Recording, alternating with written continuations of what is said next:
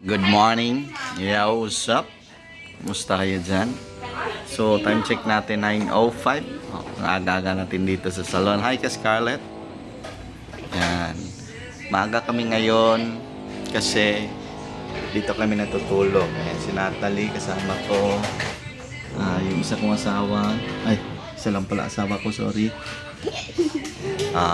Maaga kami ngayon dito at may customer na rin. Ayan si ma'am. Nagpa-makeup siya ng maaga.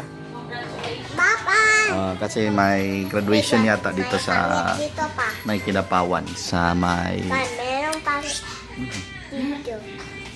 may graduation sa Kidapawan. Ano ba dito? Ewan ko anong school to dito sa taas.